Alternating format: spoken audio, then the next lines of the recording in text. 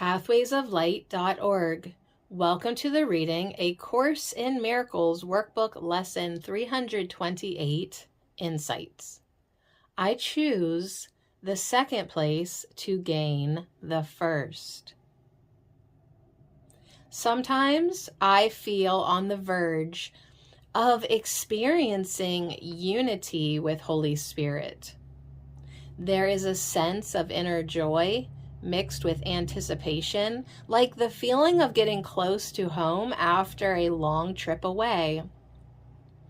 Sometimes I experience deep peace and a feeling of love and compassion for everything I think about.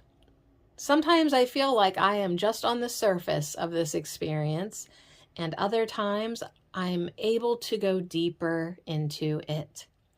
Yet I know that I have yet to plumb its depths.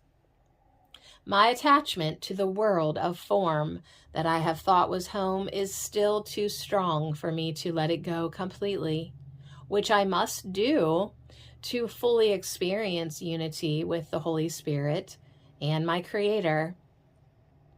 It seems that when I get too close to this experience, something will distract me. A sound will get my attention, and I will start thinking about what it is or what it means. Or I might think of something on my to-do list. Or I might think of a conversation I had or even expect to have. These are a few of the ways my ego mind will distract me so that I don't fully experience my unity with all. This distraction is essential to the ego's existence. The ego is the idea of separation and disappears in the experience of unity. That is why to the ego, salvation is autonomy and complete independence from God and all his creations, extensions of love. It is helpful to remember that this mind wandering is just the ego's defense against love. It is its attempt to make it appear that it has succeeded in making a will of its own and therefore has usurped God and become number one. I can choose differently. By choosing to put this will second and accepting that God's will is really mine, I open the door to the memory of myself, which is still one with love, its creator. This is why I must choose the second place to gain the first. These tastes or hints of the experience of unity with the Holy Spirit motivate me to keep practicing. I know there is much more to experience, greater joy, greater peace, and greater love than I have yet to experience. And so today I practice again, putting the Holy Spirit's will in the lead and choosing to follow so that I may once again experience my home in heaven. This world is a distraction from knowing God's will. This world is the effect of choosing independence from God's will. The distraction of the body could take up all my time if I let it.